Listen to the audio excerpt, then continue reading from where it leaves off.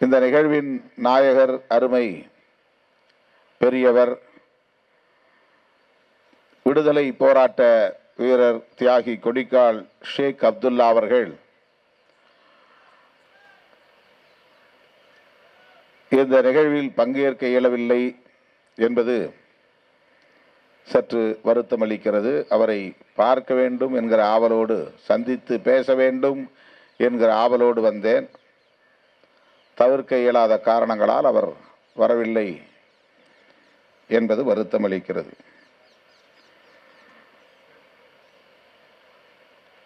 ஐயா RNK அவர்கள் வருகை தந்து நூலை வெளியிட்டு சிறப்பித்திருப்பது பெருமை அளிக்கிறது.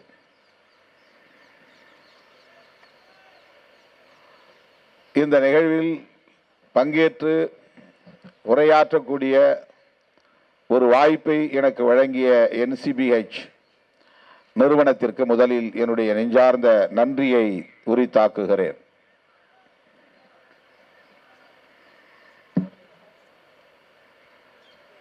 கொடிக்கால் செல்லப்பா என்று அறியப்பட்ட கொடிக்கால் ஷேக் அப்துல்லா அவருடைய வாழ்க்கை வரலாற்றை ஆங்கிலத்திலே எழுதி வெளியிட முன்வந்த NCBH நிறுவனத்திற்கு முதலில் என்னுடைய பாராட்டுகளையும் வாழ்த்துக்களையும் உரித்தாக்குகிறேன். ஏறத்தாழ 20 ஆண்டுகளுக்கு முன்பு சென்னையில் அவரை சந்தித்து நெடுநேரம் பேசக்கூடிய ஒரு வாய்ப்பை பெற்றேன். முதல் சந்திப்பு மதுரையிலே நிகழ்ந்தது. 90களின் தொடக்கத்தில் டவுன்ஹால் ரோடு அந்த சாலையிலே அமைந்துள்ள காலேஜ் ஹவுஸ் என்கிற ஒரு விடுதியின் அரங்கத்தில்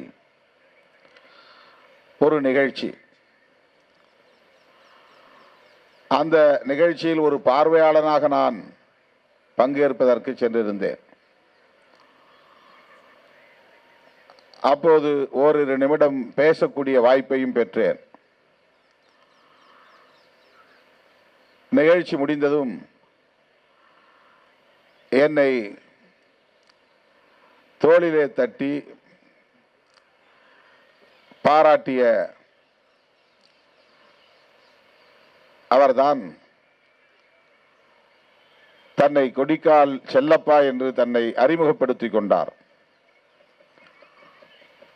அந்த கூட்டத்தில் நீரோட்டம் அடியார் அவர்களும் இருந்தார். அந்த கூட்டத்தில் மேலக்கால் வீரபத்திரன் அவர்களும் இருந்தார். கொடிக்கால் செல்லப்பா என்று அறிமுகப்படுத்திக் கொண்டவர் தான் அப்துல்லாவாக மாறியதையும் விளக்கி சொன்னார். மேலக்கால் வீரபத்திரன் அவர்களும் அதுபோல இஸ்லாத்தை தழுவிய ஒரு தலித் முதியவர். அப்போது அவர் முதியவர் அல்ல, நடுத்தர வயதை சார்ந்தவர். அந்த 2 பேரும் நீரோட்டம் அடியார் அவர்களிடத்தில் என்னை அறிமுகப்படுத்தினார்கள். அன்றைக்கு எனக்கு இருந்த புரிதலில் நான் உள்வாங்கிய அரசியலின் அடிப்படையில்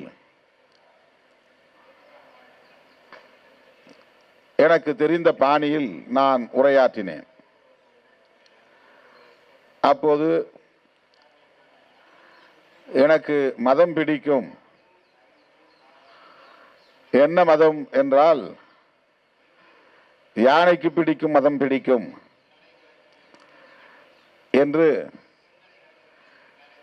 பிற மதங்களை எனக்கு பிடிக்காது என்பதை,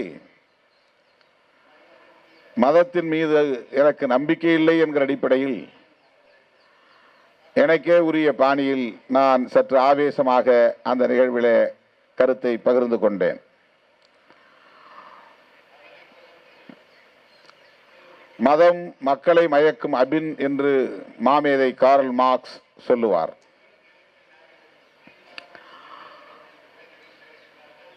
மதம் மனிதர்களை சுயமாக சிந்திக்க விடாமல் தடுக்கக்கூடியவை என்கிற ஒரு கருத்து எனக்குள்ளே ஆழமாக பதிந்திருந்தது. ஆகவே நான் தொடக்க காலத்தில் தலித்துகளை பற்றி சொல்லுகிற போது மதமில்லா சாதியில்லா மண்ணின் மைந்தர்கள் இவர்கள் என்று சொல்லுவேன். இவர்களுக்கு எந்த மதமும் இல்லை, சாதியும் இல்லை, மண்ணின் பூர்வீக குடிகள். பின்னால் மதம் வளர்ந்தது, சாதியும் வளர்ந்தது. மதத்தையும் சாதியையும் ஏற்காதவர்களை தனிமைப்படுத்தி விட்டார்கள் என்ற கருத்தை நான் முன்மொழியக்கூடிய வகையில் அந்த நிகழ்வில் பேசினேன். அப்போதுதான், தம்பி, நாங்களும் சாதிக்கு எதிராக போராடக்கூடியவர்கள்தான், சாதி எதிர்ப்பை உயர்த்தி பிடித்தவர்கள்தான், அந்த அடிப்படையில் தான் இஸ்லாத்தை ஏற்றுக்கொண்டோம். இஸ்லாத்தை தழுவியதால் செல்லப்பா என்று அழைக்கப்பட்ட நான் இப்போது அப்துல்லா என்று அழைக்கப்படுகிறேன். வீரபத்திரன் அவர்களுடைய பெயர் எனக்கு மறந்து போய்விட்டது. அவருடைய பெயரையும் இஸ்லாமிய பெயரை சொல்லி அறிமுகப்படுத்தினார்கள். ஆகவே நீங்கள் எல்லா மதத்தையும் ஒரே மாதிரி பார்க்கக்கூடாது. இஸ்லாம் அப்படி அல்ல, அது ஒரு மார்க்கம். இந்து மதத்திலே இருப்பதை போன்ற பாகுபாடுகள் இஸ்லாத்திலே இல்லை. எனவே இஸ்லாத்தையும் இந்து மதத்தையும் நீங்கள் ஒரே தட்டிலே வைத்து எடை போடக்கூடாது என்று அறிவுரை சொன்னது இன்னும் எனக்கு நினைவிருக்கிறது. அதன் பிறகு ஒரு நீண்ட இடைவெளி, ஒரு 10 ஆண்டு காலம் தேர்தல் அரசியலில் ஈடுபடாமல் சமூக தளத்தில், அரசியல் தளத்தில் பணியாற்றி கொண்டிருந்தோம். தேர்தல் வேண்டாம், தேர்தலை நாம் ஊக்கப்படுத்தக்கூடாது, தேர்தல் அரசியலின் பக்கம் போகக்கூடாது என்று 90லிருந்து 99 வரையில் தேர்தல் புறக்கணிப்பு அரசியலில் இருந்த காரணத்தினால் மறுபடியும் அவரை சந்திப்பதற்கான ஒரு வாய்ப்பு கிட்டவில்லை. 99 மூப்பனார் அவர்களோடு இணைந்து தேர்தலை சந்திக்கிற ஒரு சூழல் அமைந்த போது சென்னைக்கு வந்திருந்த ஐயா கொடிக்கால் செல்லப்பா அவர்கள், நான் KK நகரில் ஒட்டகப்பாளையம் பகுதியில் ஒரு சிறிய வீட்டிலே தங்கியிருந்த போது தேடி வந்து பார்த்தார். பிறகு அவர் ராயப்பேட்டைக்கு மணிக்கூண்டுக்கு அருகே ஒரு விடுதியில் தங்கியிருந்த அறைக்கும் அழைத்து சென்றார். அங்கெல்லாம் அவரை சந்தித்து பேசுகிற, மணிக்கணக்கில் பேசுகிற வாய்ப்பு கிடைத்தது. அப்போதுதான் அவர் இந்திய விடுதலை போராட்டத்தில் பங்கேற்ற வரலாற்றையும், அன்றைக்கு திருவிதாங்கூர் சமஸ்தானத்தில் எத்தகைய சாதி கொடுமைகள் இருந்தன என்பது குறித்த வரலாற்றையும் ஓரளவுக்கு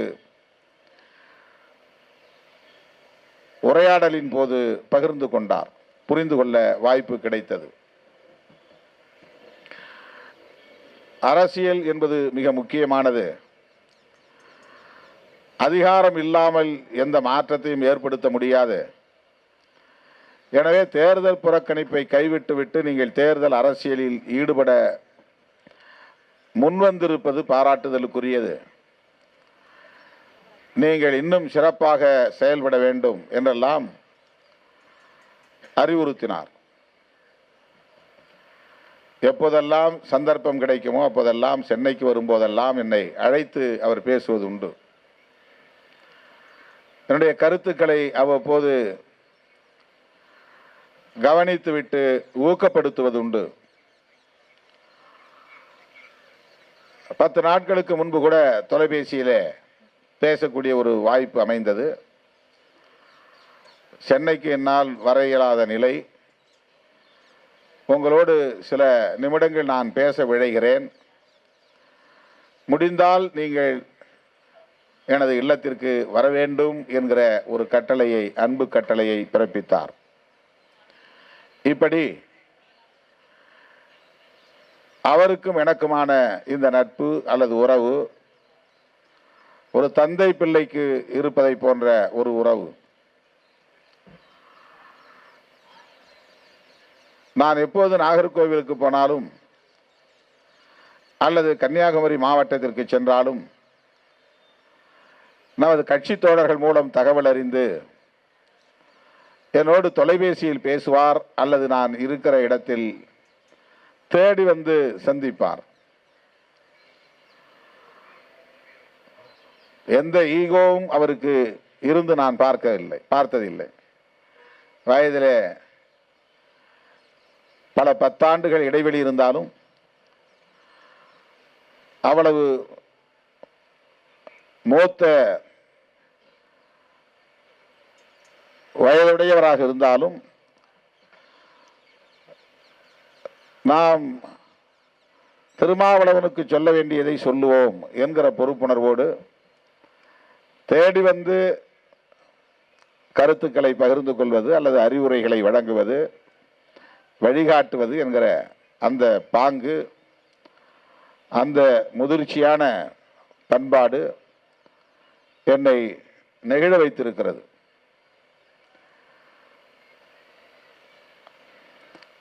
அத்தகைய மாண்புகளையும் ஆகச் சிறந்த பண்புகளையும் கொண்ட ஐயா கொடிக்கால் செல்லப்பா அவர்கள் ஒடுக்கப்பட்ட சமூகத்திலே பிறந்து சாதி கொடுமைகளை எதிர்கொண்டு அதிலிருந்து விடுதலை பெறுவதற்கு இஸ்லாம் ஒரு சரியான தீர்வு என்று முடிவு செய்து இஸ்லாத்தை ஏற்று இன்றைக்கு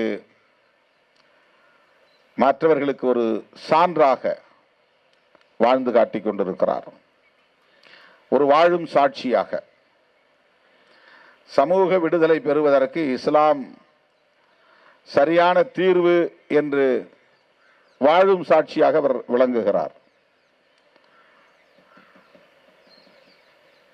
இந்த புத்தகம் அவர் சமூக நீதிக்கான களத்தில் எப்படியெல்லாம் பங்களிப்பு செய்திருக்கிறார், பணியாற்றியிருக்கிறார் என்பது குறித்து விரிவாக பேசுகிற ஒரு புத்தகம். ஆங்கிலத்திலே வந்திருப்பது உள்ளபடியே பெருமை அளிக்கிறது. இன்னும் அறிவார்ந்த தளத்தில் இது போய் சேரும்.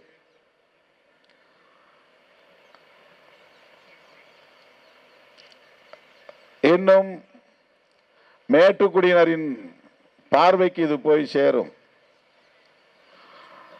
சமூக நீதி என்பது எவ்வளவு இன்றியமையாத ஒன்று, அதை வென்றெடுப்பதற்கு எப்படிப்பட்ட போராட்டங்களை எல்லாம் நாம் முன்னோர்கள் சந்தித்திருக்கிறார்கள்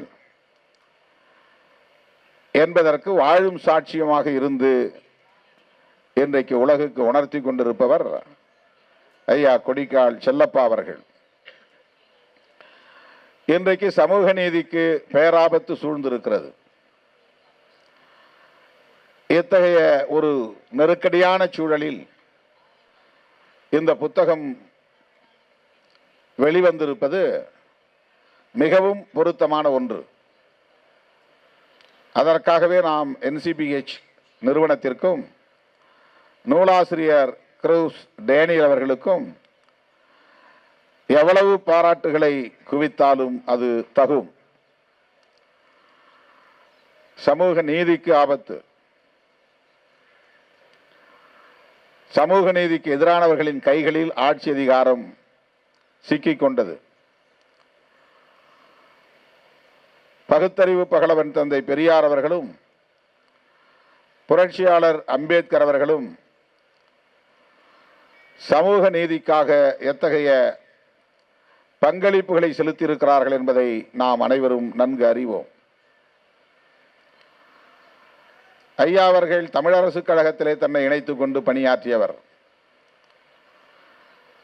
தோழர் சமஸ் அவர்கள் எடுத்த பேட்டி, இந்து இதழிலே வெளிவந்த பேட்டி ஒன்றை இப்போது சில நிமிடங்கள் நான் படித்தேன். அவர் போராட்டம் ஒன்றில் பங்கேற்றதற்காக கைது செய்யப்பட்டு சிறையிலே இருந்தபோது சிறையில் இருந்த தோழர்களுடன் கலந்துரையாடல் செய்த பின்னர் வர்க்கம், இனம், சாதி குறித்த உரையாடல்கள் விரிவாக நடைபெற்றதை சுட்டிக்காட்டியிருக்கிறார். சிலம்பு செல்வர் மாப்போசி அவர்களின் தலைமையிலான தமிழரசு கழகம் இந்த 3 முக்கியமான தளங்களில் பணியாற்றவில்லை. அது குறித்த கருத்து எதையும் கொண்டிருக்கவில்லை. வர்க்கம் தொடர்பாகவோ, தேசிய இனம் தொடர்பாகவோ, சாதி தொடர்பாகவோ தமிழரசு கழகத்திற்கு எந்த பார்வையும் இல்லை, நிலைப்பாடும் இல்லை என்பதை அந்த உரையாடல்களில் இருந்து புரிந்து கொண்டேன். பிறகு என்னோடு சிறையில் இருந்த தோழர்கள் சங்கம்புழா என்பவருடைய கவிதையை படித்தார்கள், வாசித்தார்கள். அந்த கவிதையை கேட்ட மாத்திரத்தில் நான் கம்யூனிஸ்டாக மாறிவிட்டேன் என்று சொல்லுகிறார். ஆக தமிழரசு கழகத்திலே தன்னை ஈடுபடுத்திக் கொண்டு மாநில உரிமைகளுக்காக, மொழி உரிமைகளுக்காக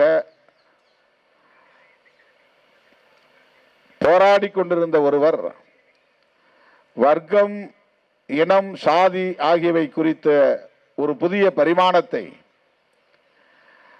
சிறையில் கற்றுக்கொண்டதன் விளைவாக அதிலிருந்து அவர் தன்னை கம்யூனிஸ்டாக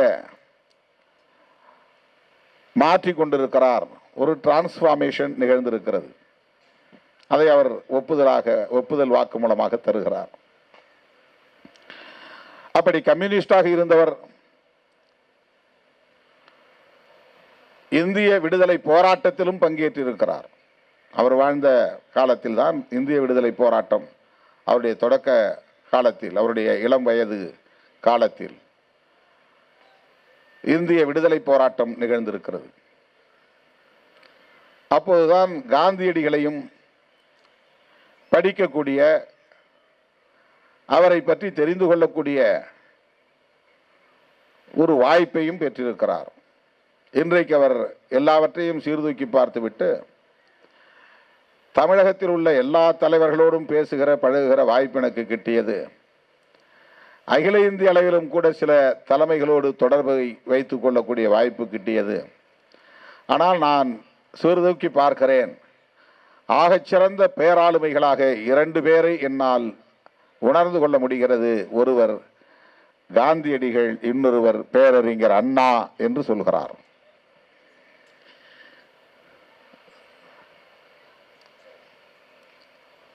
திராவிட இயக்கத்திலே தன்னை ஈடுபடுத்திக் கொள்ளாத அவர்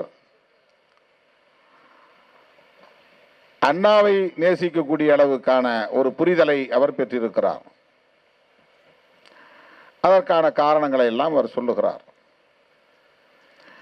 சமஸ் அவர்கள் கேட்கிறார், நீங்கள் மொழி உணர்வுள்ளவராக இருக்கிறீர்கள், சாதி எதிர்ப்பு உணர்வுள்ளவராக இருக்கிறீர்கள், அப்புறம் எப்படி நீங்கள் திராவிட இயக்கத்திலே உங்களை இணைத்துக் கொள்ளவில்லை என்ற கேள்விக்கு அவர் சொல்லுகிற போது, அடிப்படையிலே நான் ஒரு கடவுள் பக்தனாகவே வளர்ந்திருக்கிறேன்.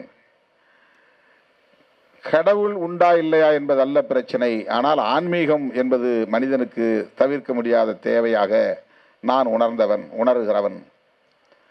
எனவே இயல்பில் என்னால் கடவுள் மறுப்பு கொள்கையை பேசுகிற இயக்கத்தோடு இணைய முடியாமல் போய்விட்டது.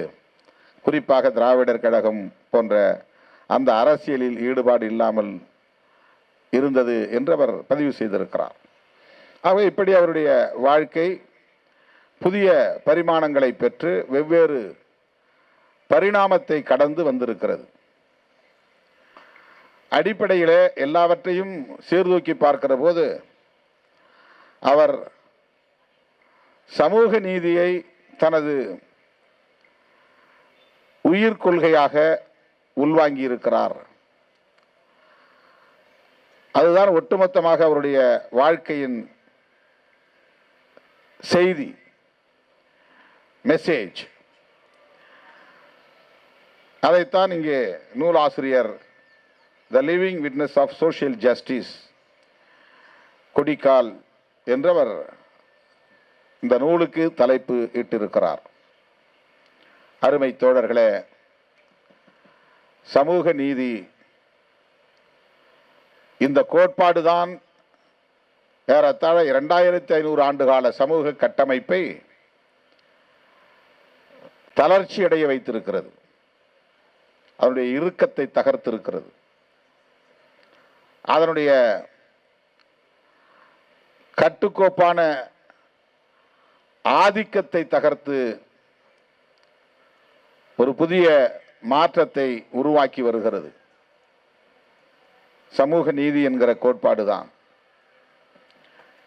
2000 ஆண்டுகளுக்கு மேலாக பிறப்பின் அடிப்படையில் உயர்ந்தவன் தாழ்ந்தவன் என்கிற அந்த சனாதன கொள்கை இங்கே வலிமை பெற்றிருந்தது, நிலை பெற்றிருந்தது. பிறப்பால் உயர்ந்தவன் மட்டும் அதிகாரத்தை நுகர முடியும். வர்ணாசிரம தர்மத்தில் அல்லது மனு தர்மத்தில் சதுர்வர்ண கோட்பாட்டின்படி பிராமணர்களே மேல் சாதியை சார்ந்தவர்கள், அவர்கள் மட்டும்தான் மேல் சாதி, அவர்களுக்கு கீழ் சாதி அல்லது அடிமை சாதிகள் என்றுதான் சத்திரிய வர்ணத்தையும் வைசிய வர்ணத்தையும் சூத்திர வர்ணத்தையும் குறிப்பிடுகிறது, சுட்டி காட்டுகிறது. இது ஒரு சமூக கட்டமைப்பாக இங்கே நிலை பெற்று விட்டது. சூத்திரன் கீழ் சாதி, அவனுக்கு மேல் சாதி வைசியன் என்றாலும் வைசியன் கீழ் சாதி, ஏனென்றால் அவனுக்கு மேல் சாதி சத்திரியன். எனவே வைசியன் மேல் சாதி என்கிற உணர்வையும் பெறுகிறான், சத்திரியனுக்கு கீழ் சாதி என்கிற உணர்வையும் பெறுகிறான். இப்ப மேல் சாதி கீழ் சாதி என்கிற இரட்டை உளவியல் ஒரு கலப்பு உளவியல் ஒரு சமூகத்திற்கு உருவாக்கப்பட்டிருக்கிறது என்றால் அது இந்த வர்ணாசிரம தர்மத்தில் தான். சத்திரியன் வைசியனை விட மேலானவன் என்கிற உணர்வை கொண்டவனாக இருந்தாலும் அவன் பிராமணனை விட கீழானவன் என்கிற உணர்வும் அவனுக்கு கற்பிக்கப்படுகிறது. எனவே சத்திரியன் வைசியனை விட நான் மேலானவன் என்கிற உணர்வை கொண்டவனாக இருந்தாலும் கூட பிராமணனை விட கீழானவன் என்கிற உணர்வையும் சேர்த்தே பெறுகிறான். அது இணைந்தே அந்த உளவியல் வளர்கிறது. எனவேதான் இந்த உளவியல் தான் 2500 ஆண்டுகளாக இந்த சமூக கட்டமைப்பை எதிர்த்து போரிடாமல் தடுத்து வைத்திருக்கிறது. சூத்திரன் எல்லா சாதியையும் விட எல்லா வர்ணத்தையும் விட கீழானவன் என்கிற உளவியல் அவனுக்கு இருந்தாலும் அவனுக்கு பஞ்சமர்களை விட நான் மேலானவன் என்கிற உளவியல் இங்கே வளர்க்கப்பட்டிருக்கிறது. பஞ்சமன் என்பவன் 5ஆம் சாதி அல்ல, அடிநிலை சாதி அல்ல, அவன் இந்த 4 சாதிகளுக்கும் எதிர் சாதி. அடிநிலை சாதி 5ஆம் சாதி என்றால் அது பஞ்சவர்ணம், அது பஞ்சவர்ணம் கிடையாது, 4 வர்ணம் தான். பிராமணன் சத்திரியன் வைசியன் சூத்திரன் 4 வர்ணம். இப்படி சமூக கட்டமைப்பு இருக்கிறது. இந்த 4க்கும் எதிர்நிலை சாதியாக இருப்பவன் தான் பஞ்சமன். அடிநிலை சாதி அல்ல, எதிர்நிலை சாதி. அவன் புறச்சாதி, அவுட்காஸ்ட். அவனுக்கு வர்ணாசிரம தர்மத்தின் மீதும் நம்பிக்கை கிடையாது, சாதி அமைப்பின் மீதும் உடன்பாடு கிடையாது. வர்ணாசிரம தர்மம் சொல்லுகிற பரப்பின் அடிப்படையிலான உயர்வு தாழ்வை எதிர்க்கிறவன். எனவே தொடர்ந்து எதிர்க்கிற நிலையில் இருப்பதால் தான் அவனுக்கு குறிப்பான ஒரு பெயர் கிடையாது. எல்லோரும் தனக்கான அடையாளத்தை நிலைப்படுத்திக் கொண்டார்கள். நான் சூத்திரன், சூத்திரன்ல ஒவ்வொரு சாதியை, தமிழ்நாட்டில் இருக்கிற எல்லா சாதிகளுமே சூத்திர சாதிகள் தான், சத்திரிய சாதிகள் என்று எதுவுமே கிடையாது. எல்லா சாதிகளுமே சூத்திர சாதிகள், ஆனால் எல்லோரும் தங்களை சத்திரிய சாதிகள் என்று சொல்லிக் கொள்கிற நிலையை நாம் இன்றைக்கு பார்க்கிறோம். அந்த விவாதத்திற்குள் நான் நுழைய விரும்பவில்லை. இது ஒரு தகவலுக்காக நான் சொல்லுகிறேன். விவசாயம் செய்யக்கூடியவன் சூத்திரன், துணி வெளுக்கக்கூடியவன் சூத்திரன், பொற்கொள்ளன் சூத்திரன், தச்சு வேலை செய்கிறவன் சூத்திரன், மீன் பிடிக்கிறவன் சூத்திரன், உடல் உழைப்பு செய்கிறவன் சூத்திரன், குனிந்து நிமிர்ந்து வேலை செய்யக்கூடியவன், உற்பத்தியில் ஈடுபடக்கூடியவன், உழைத்து கொண்டே இருப்பவன் சூத்திரன். உழைப்பு தான் மூலம். சூத்திரம் என்றாலே மூலம் என்றுதான் பொருள். கணக்கு எழுதும்போது சூத்திரத்தை எழுதுவாங்க, ஃபார்முலா. ஃபார்முலா இல்லைன்னா கணக்கு போட முடியாது மேத்தமெட்டிக்ஸில். அந்த ஃபார்முலாவுக்கு பேரே சூத்திரம் என்றுதான் பெயர். அப்படி என்றால் மூலம், ஆரிஜின். அப்ப எல்லாவற்றுக்கும் மூலமாக இருப்பவன் சூத்திரன். ஆனால் வர்ணாசிரம தர்மம் அவனை பிறப்புக்கு எந்த சாட்சியமும் இல்லாதவர்கள் இவர்கள். இன்னார் இன்னாருக்குத்தான் பிறந்தார்கள் என்று இவர்களுக்கு எந்த அடையாளமும் கிடையாது. அதை பெரியார் ரொம்ப கொச்சையாக வெளிப்படுத்தினார். அப்பன் பெயர் தெரியாதவன் என்று சொல்லுகிறான். சூத்திரன் என்றால் அப்பன் பெயர் தெரியாதவன் என்று பொருள். அதை இன்னும் கொச்சையாக சொல்வார். இப்படி இந்த வர்ணாசிரம தர்ம சமூகம் இங்கே கட்டமைக்கப்பட்டிருந்த நிலை, எத்தனையோ படையெடுப்புகள் நிகழ்ந்தும், எத்தனையோ ஆட்சி மாற்றங்கள் நிகழ்ந்தும் அது மட்டும் அசைந்து கொடுக்கவில்லை. அதன் மீது யாரும் தாக்குதல் தொடுக்கவில்லை. அதற்கு எதிரான கருத்து உருவாகி இருக்கிறது. சில நூறு ஆண்டுகளில் நிகழ்ந்திருக்கிறது. 12ஆம் நூற்றாண்டில் இருந்து அது தொடங்கி இருக்கிறது, அந்த இயக்கம் வெகுமக்கள் இயக்கமாக. ஆனால் சாதி கூடாது என்கிற கருத்து ஔவையாருடைய பாடலில் இருக்கிறது, ஐயன் திருவள்ளுவனின் திருக்குறளில் இருக்கிறது.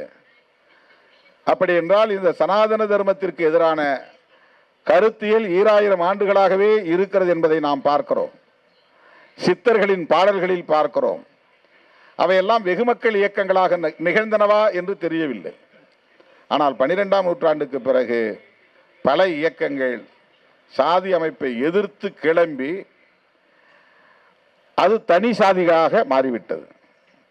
தாக்குப்பிடித்து நிற்கவில்லை. கர்நாடகாவில் இருக்கிற லிங்காயத்துக்கள் என்கிற சாதியே சாதி அமைப்புக்கு எதிராக போராடியவர்கள் தான் லிங்காயத்துக்கள் என்கிற ஒரு சாதியாக மாறி போனார்கள்.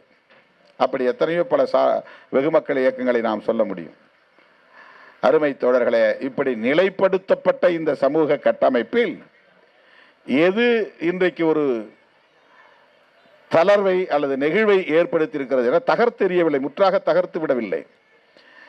அதில் ஒரு தாக்கத்தை ஏற்படுத்தி, ஒரு மாற்றத்தை ஏற்படுத்தி, இன்றைக்கு நாமெல்லாம் இதை படித்து தெரிந்து கொள்ளக்கூடிய நிலையை உருவாக்கி, அதை விமர்சிக்கிற துணிச்சலை கொடுத்து, கல்வியை தந்து, அதிகாரத்தை தந்து, இந்த கோட்பாட்டுக்கு எதிரான ஒரு யுத்தத்தை நடத்துகிற, கருத்தியல் யுத்தத்தை நடத்துகிற வலிமையை தந்து நம்மை வழிநடத்தக்கூடிய கோட்பாடு அதுதான் சமூக நீதி கோட்பாடு.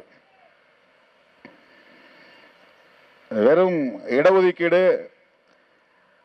10.5%, 7.5% என்கிற அடிப்படையிலே அணுகக்கூடிய ஒன்றல்ல சமூக நீதி என்பது. சமூக நீதி என்றாலே சனாதன தர்மத்திற்கு எதிரான சம்மட்டியடி கொடுக்கக்கூடிய ஒரு கோட்பாடு. அது எனக்கு எத்தனை இடம் அப்படிங்கிறது அல்ல, அதனுடைய அடிப்படை என்பதே சனாதனத்திற்கு எதிரானது. இதை நுட்பமாக புரிந்து கொண்டால் சமூக நீதிக்கு எதிரிகள் யார் என்பதை நாம் அறிந்து கொள்ள முடியும். ஏன் சமூக நீதிக்கு எதிராக இருக்கிறார்கள்? சமூக நீதிக்கு எதிராக ஒரு கவுண்டர் செய்வது, அதாவது அதற்கு எதிராக செய்வது என்கிற அடிப்படையில் தான் அந்த எக்கனாமிக்கல் வீக்கர் செக்ஷனுக்கு இடஒதுக்கீடு கொண்டு வந்தது. எக்கனாமிக்கல் வீக்கர் செக்ஷனுக்கு கொண்டு வந்ததுக்கு பேர் தான் இடஒதுக்கீடு. தலித்துகளுக்கோ அல்லது ஓபிசிக்கோ தரப்படுகிற இடஒதுக்கீட்டுக்கு பேர் வெறும் இடஒதுக்கீடு அல்ல, அதுதான் சோசியல் ஜஸ்டிஸ். அது நிலைப்படுத்தப்பட்டு விடக்கூடாது என்பதற்காகத்தான் சமூக நீதிக்கு எதிரான ஒரு நடவடிக்கையாக எக்கனாமிக்கல் ஜஸ்டிஸ் அப்படின்னு ஒன்று கொண்டு வந்து திணிக்கிறாங்க. எக்கனாமிக்கல் ஜஸ்டிஸ்ங்கிறதே கூடாது, அது தேவையில்லை.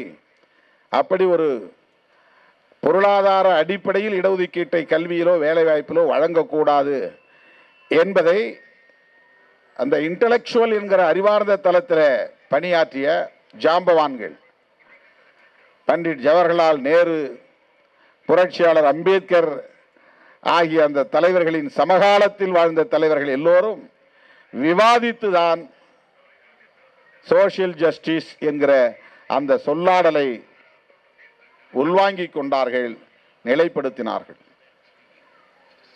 சோசியல் ஜஸ்டிஸ் என்பதன் பொருள் அதுதான். காலம் காலமாக சமூக தகுதியின் பெயரால் இவர்கள் சூத்திரர்கள், இவர்கள் பஞ்சமர்கள், இவர்களுக்கு கல்வியை தரக்கூடாது, இவர்கள் பெண்கள், ஆண்களுக்கு கீழானவர்கள், ஆண்களின் இச்சைக்கு உரியவர்கள், ஆண்களின் விருப்பத்திற்கு இணங்க வாரிசுகளை பெற்றுத்தரக்கூடியவர்கள், வேறு எந்த அதிகாரமும் இவர்களுக்கு கூடாது, சொத்துரிமை கூடாது, கல்வி கூடாது என்று காலம் காலமாக எல்லா வர்ணத்திலும் இருக்கிற பெண்களை ஒடுக்கி வைத்தது. மூளையிலே முடக்கி போட்டது. விதவைக்கு வெள்ளை சேலை கட்டவிட்டது. முண்டை என்று அழைக்கக்கூடிய நிலையை அது ஏற்படுத்தியது. முண்டைச்சி, தலையை மொட்டையடித்து விட வேண்டும். தலை முண்டம்னா தலை இல்லாத உடலுக்கு பேர் முண்டம். அப்போ ஒரு பெண்ணை முண்டைச்சின்னு சொன்னா அவளுக்கு தலை இல்லைன்னு அர்த்தம். தலை இருந்தாலும் ஏன் தலை இல்லைன்னு சொல்றாங்கன்னா புருஷன் இல்லை.